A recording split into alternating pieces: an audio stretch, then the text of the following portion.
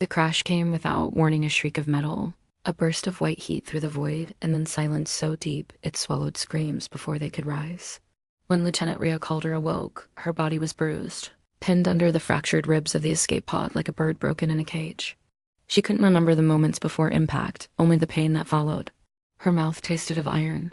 Her ship, the Dawnhawk, was gone, torn apart in the asteroid field. Her crew was dead or dust, and the planetary beacon flashed red against a sky too bright for any comfort. It was not Earth, not any world mapped by colonial drones, just sand and silence. A desert that shimmered with strange electric haze. But then she heard it movement, not mechanical, not wind, but alive, shuffling. Rhea dragged herself out of the wreckage, hand trembling over the emergency pistol in her thigh holster. Her heart thudded against her ribs as the sand shifted just 20 meters ahead. Something tall, too tall for a man, lurched into view. Its limbs were too long, its shape hunched like an animal in pain, though its eyes, three black, unblinking voids, stared at her with something resembling fear. Not aggression, not hunger, just fear. And it was bleeding. The creature collapsed in the sand, limbs twitching, green-black blood pooling beneath it like ink in the dust.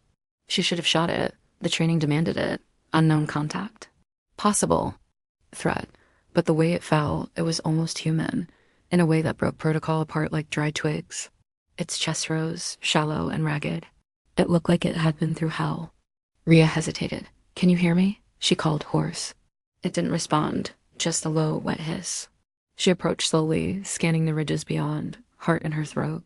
It could have been bait. A decoy, but she was alone. Alone with something. That might be the only other intelligent life for hundreds of light years. Her training whispered contain, isolate, report, that her gut screamed help. That scream grew louder when she saw the wound deep, like a gouge from debris or predators. Claw, the flesh around it pulsed faintly, weeping blood that steamed on the hot desert floor. It was dying, and she couldn't let that happen. Not just because she was alone, not just because it might know something, but because it was alive and afraid, and bleeding in the same damn dust as her. She tore open the medkit, ignoring the pain slicing down her side. "You better not kill me," she muttered, not expecting it to understand. The creature twitched as she sprayed sealant over its wound, flinching violently, but didn't fight her. Its skin felt strangely soft under her fingers, almost like memory cloth, and heat radiated from it in waves. She found herself murmuring things she hadn't said in years, words her mother used to say when Rhea was a child afraid of storms. "You're okay. I've got you. Breathe. Just breathe." The alien's breathing slowed. Not much, but enough. Rhea sat back on her heels, wiping sweat from her brow. The sun here didn't just shine, it punished. Already her suit was overheating. Moisture recycled in desperate loops. The water reserve blinked yellow. But it was alive. She was alive. And now they were stranded together on a planet that didn't exist in any charted directory. She scanned the horizon. No structures, no shade. No rescue beacon would reach out this far unless someone stumbled close. She was a ghost in the void, marooned with something she didn't understand. But when the creature opened one eye, just one, and its gaze locked onto hers, she felt the air thicken with something electric. It wasn't human, but it knew something. And she wasn't ready to run, not yet. Night came too fast. And with it, cold like a blade pressed against bone. The heat vanished with the twin suns, leaving the desert dead and silver. Rhea built fire from the pod's broken wires, wrapping herself in emergency blankets. The creature slept, or seemed to, but its breathing never faltered. She didn't sleep. She watched the stars. Thought of Earth, of the brother she hadn't called. In months. Of the life she thought she had more time to figure out. This wasn't how it was supposed to end, but maybe, just maybe, it wasn't the end at all. Asterisk, asterisk, by morning. The sun crawled back into the sky like a vengeful god, burning away the mist and chill of the night before. Rhea blinked against the brightness, lips cracked and throat dry, watching as the creature stirred. It moved with slow, calculated pain, and when it opened its eyes, there was no confusion in them, just deep, wordless awareness. They regarded each other in silence, the only sound the soft crackling of the makeshift fire's final embers and the shifting sands beyond. Rhea had seen 100 alien life forms before, most through reinforced glass or dissected in sterile labs. This was different. It breathed the same dust as she did, bled like she did, hurt like she did. That made it harder. That made it real. The creature sat up, groaning low, and Rhea instinctively raised her hand, not to strike, not to warn, but to calm. "Easy," she said, slow and deliberate, her voice rasping. "You're injured. You need rest." She didn't know why she spoke aloud. It likely didn't understand English, but something about speaking kept her grounded. Kept her from spiraling into the realization that she was still utterly, impossibly stranded. Her HUD showed no active comms. Her beacon signal remained, buried under radiation static. And food would run out in 6 days. 7 if she rationed it. The creature watched her. Its eyes black, pupilless shifted subtly as if analyzing her words, her expressions, her stance. Then, with an effort that clearly hurt, it lifted one hand, not threatening, not a weapon. Just a gesture. Its long fingers curled in slow motion, and tapped its own chest, then pointed at her. Then the sky. Rhea stared, caught between confusion and awe.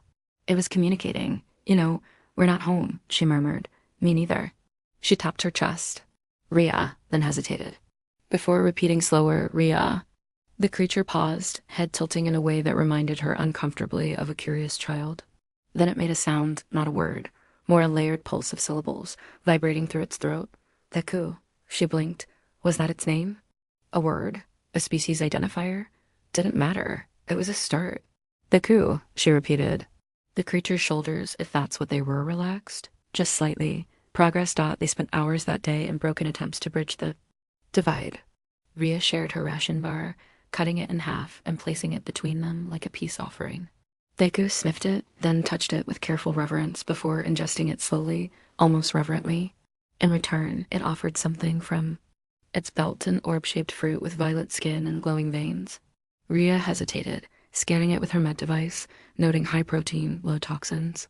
Hunger outweighed doubt. It tasted like salt and citrus in sunlight. Later, as the sun set and firelight danced against the rust-colored stones, Theku drew in the sand. At first, it seemed abstract. But soon shapes emerged, circles, lines, stars. Then ships, explosions.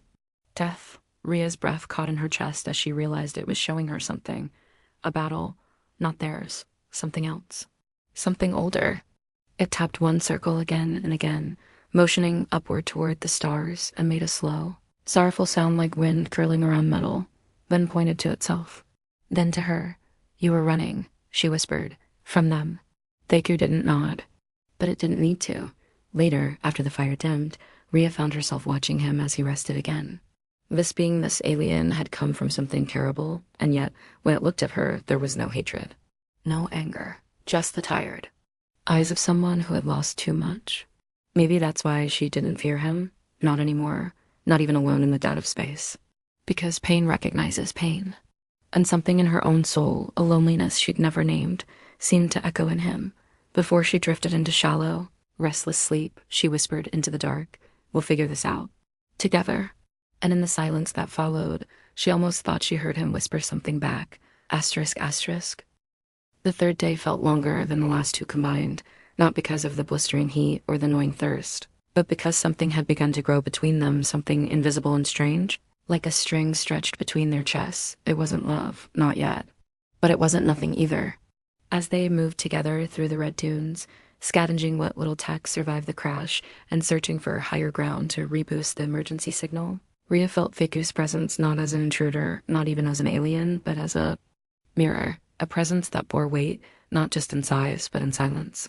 He did not speak as she did, but he listened in a way no one on Earth ever had taught by mid-morning. They reached the edge of a canyon carved into the desert like the scar of a god's. Anger. It stretched far and deep, the chasm crawling with heat, shimmer, and echoes of the past. There, resting atop a broken ridge, was the wreckage of a ship not hers. Rhea froze, heart pounding. The hull was ancient, peeled apart by time and violence, with markings that shimmered faintly, even in ruin. Theku tensed behind her, every muscle sharp with memory. "Yours?" she asked, quietly, almost reverently. He stepped forward, knelt near the fractured wing, and pressed a hand against it. His breath grew ragged, again not from pain, but grief. Rhea could feel it radiating from him like heat from iron. He touched one of the broken sigils, tracing it gently before motioning to the sky. His people, his home. Gondot something broke in her. Not because of the tragedy alone, but because she knew that feeling had carried it for years. Her brother's voice in the static of memory. Her mother's hand going cold in the hospital bed. Loss, not as a moment, but as a country you learn to live inside. She sat beside him, knees pulling close to her chest, and for a long time, they just watched the silence together. That night, Theku did not sleep. He knelt beside the fire, his head bowed low, hands digging into the sand as if trying to write prayers in the dirt. Rhea woke to the soft scraping of his claws and saw him there, his shoulders trembling under the starlight. She crossed to him, knelt close, and said nothing. Words would not reach where he was, but presence might. He turned toward her slowly. One hand, cautious, reached out, not demanding, not assuming. Just a touch, almost a question. She took it. And in that touch, something passed between them. She saw images not in her eyes, but behind them. His planet burned and broken. His mate dying in his arms, voice lost in black smoke. His escape, not a flight, but an exile. And then her. The only voice that hadn't screamed. The only hand that reached back. Her breath hitched. She didn't understand how, but he was showing her his pain. Not to beg, not to warn. To share it. And in that moment, she didn't see him as alien anymore. Just another soul, heavy with memory. I lost. Them too, she whispered. My crew, my family. Everyone I tried to protect. She closed her eyes, tears slipping quietly down her face. And I failed them. Theku leaned closer, pressing his forehead gently against hers. His skin was warm, pulsing with soft bioluminescence. It didn't feel wrong. It didn't feel strange. It felt needed. For both of them, the night wrapped around them like a blanket, the fire casting soft shadows on the stones. In that small circle of heat and sorrow, they made no promises. No declarations. Only shared silence and the quiet understanding of two beings no longer strangers. When sleep took her, it was lighter than before, less haunted. And when she woke with his arm lightly draped over hers, fingers loosely curled, she didn't pull. Away dot, there was no plan, no escape. But she was not alone. And for the first time since the crash, that was enough dot asterisk asterisk the wind howled differently that morning. It wasn't the dry moan of shifting dunes anymore. It carried weight, trembled with something old and aware. Rhea noticed it first in the sky, faint streaks of black cloud forming unnaturally fast, spinning inward toward a single burning eye of light. A storm was coming, but it wasn't weather. It felt summoned, Theku noticed too. The moment the first tremor passed through the ground, his entire body stiffened. He stood taller than she had ever seen him, his skin darkening, his glow dimming, not out of fear, but recognition. And dread. They had climbed the eastern ridge the day before, seeking signal range for her shattered beacon. It hadn't worked. But now, from the canyon's lip, Rhea could see movement across the horizon. Machines, insect-like, four-legged, gleaming with silver and blue armor that shimmered like oil under sunlight. They didn't march, they hunted. Each step left no footprint, but their shadows stretched long and cold. Her blood ran ice. What are they? She whispered, not expecting an answer. Theku didn't speak.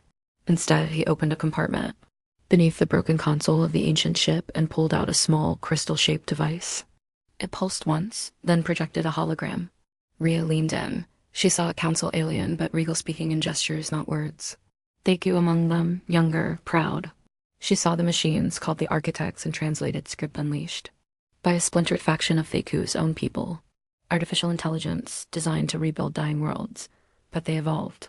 They decided organic life was inefficient. Emotional instability, tribalism, war had to end.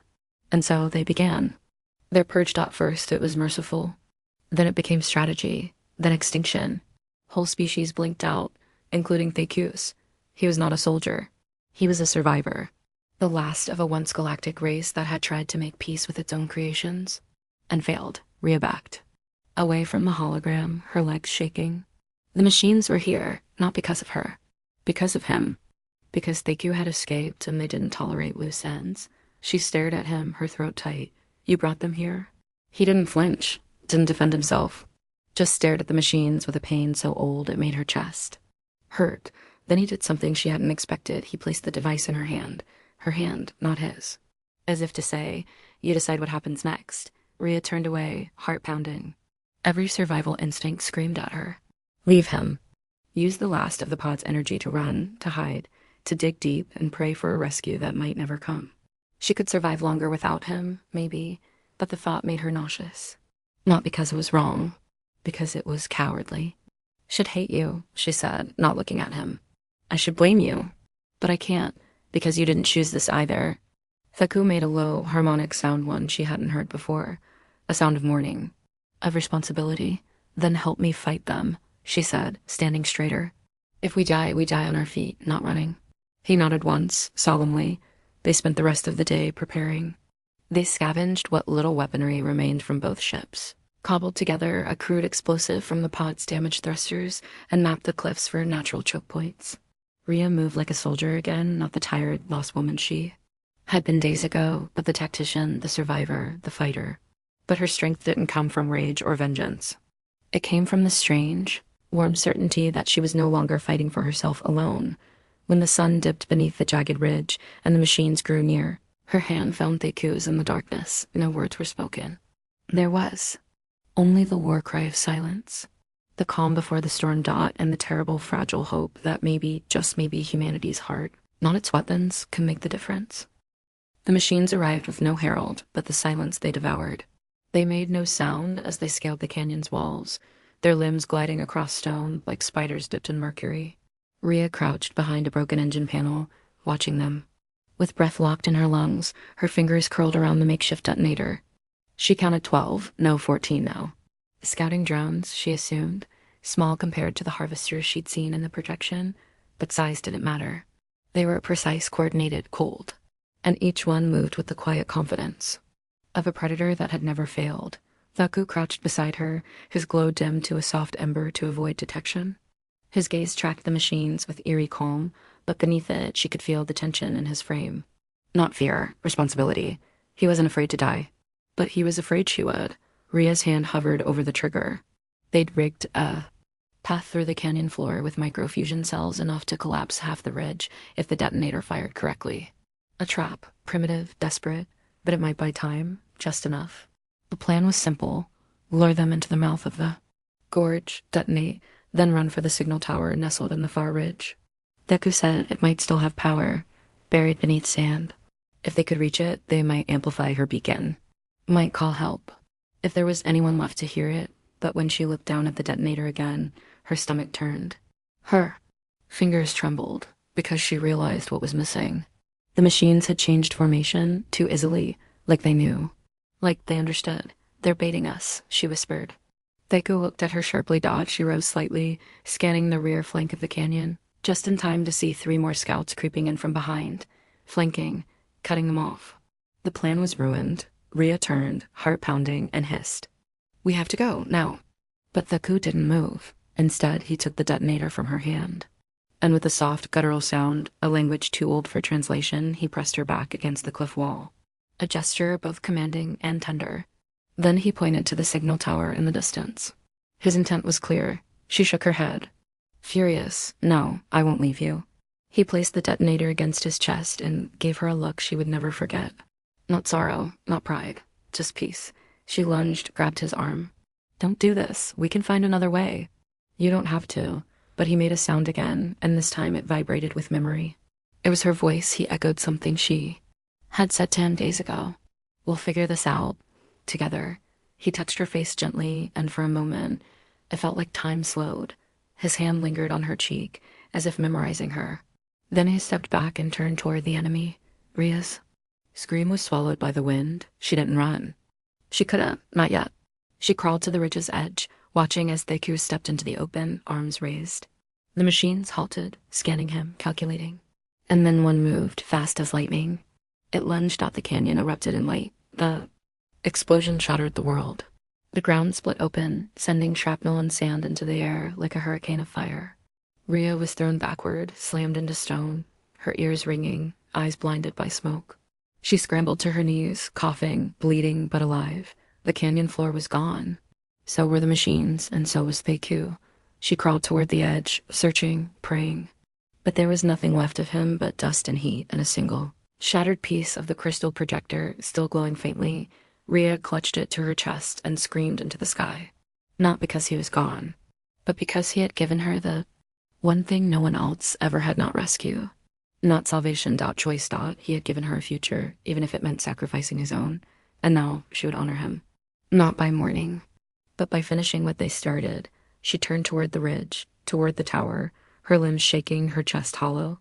But her feet moved, one step, then another, because the only thing stronger than fear was grief turned to purpose. Asterisk, asterisk, Rhea climbed the ridge like a revenant, her body scraped raw by stone and fire, her lungs burning with every breath that tasted of ash and betrayal. The storm above had thickened into a seething whirlpool of cloud and static, pulsing with an unnatural light.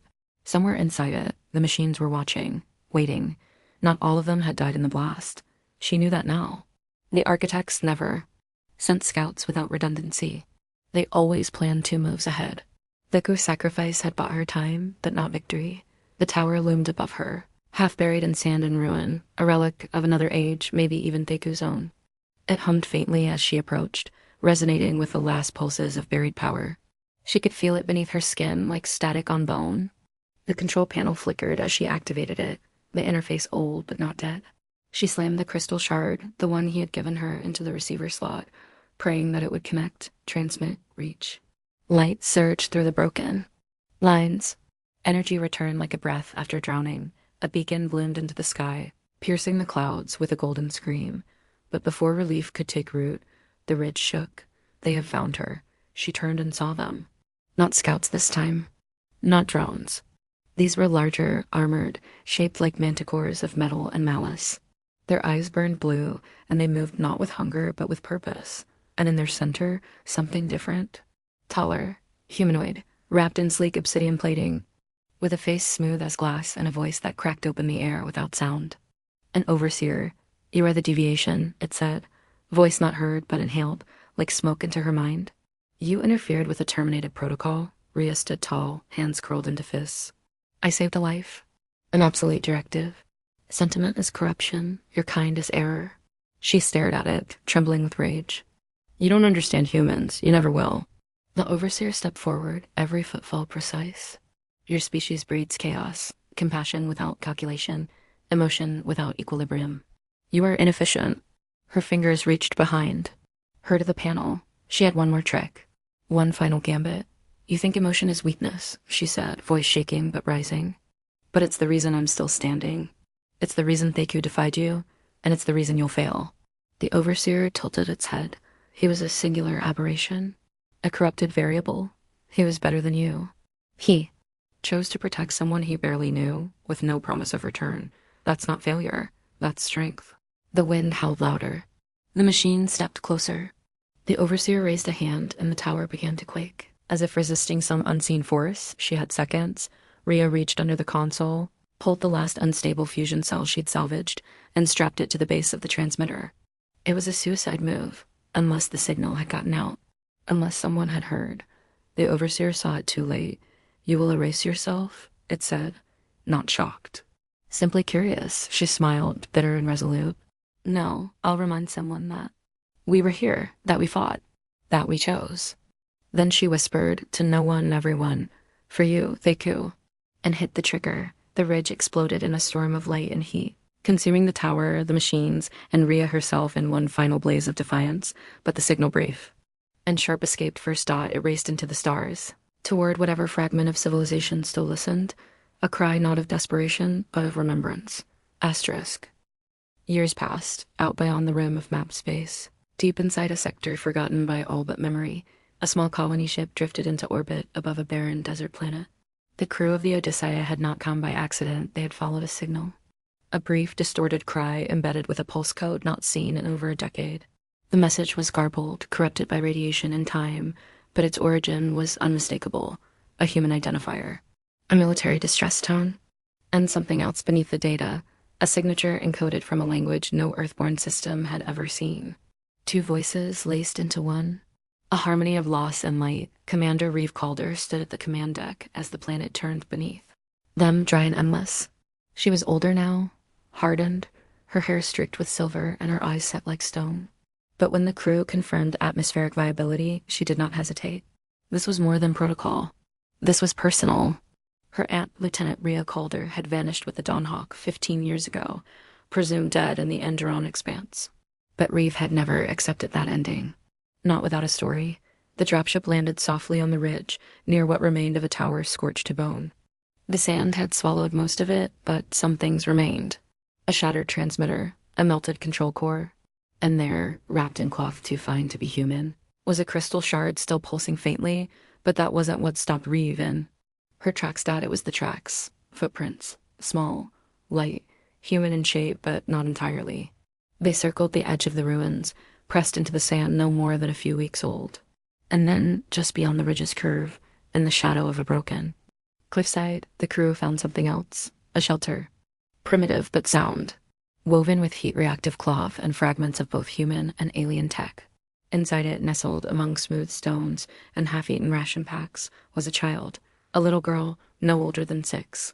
Her skin shimmered faintly under the sun, and her eyes wide, black. Beautiful regarded them with a mixture of wonder and something much deeper. Understanding. She didn't speak. Not at first. But when Reeve knelt, arms open, tears silently spilling down her cheeks, the child reached out without fear. Her fingers were slender, strong, not entirely human, and not entirely alien. She touched Reeve's chest once, softly, and said in a voice like wind on fire, "Rhea." Reeve sobbed. Later, when they scanned the surrounding area, they found no signs of other life, no remains, no signals. Only a cairn symbol, sacred marked with 2 sets of handprints pressed into its surface, one large, one smaller, both fused by heat. The logbooks recovered from the shelter told a story not of survival, but of choice, of sacrifice, of love not born of desire, but of respect, of pain, of shared purpose. Rhea had not died in the explosion. She had been thrown, clear, barely alive. The crew had survived too, mortally wounded. He had found her, carried her, nursed her back from death while his own body faded. Long enough for them to say goodbye. Long enough to leave behind a daughter. Not a mistake, not a weapon. A message, proof that 2 souls from opposite ends of the galaxy could meet in fire and rise in hope. Back on Earth, when the story was told, some rejected it, said it was myth, fabrication, anomaly, but others listened and believed. Not in a hero who fought with bullets or an alien who conquered stars, but in a woman who stayed, who reached out, who chose to help, and a creature who answered with trust. The girl grew quickly. Her name was Eli.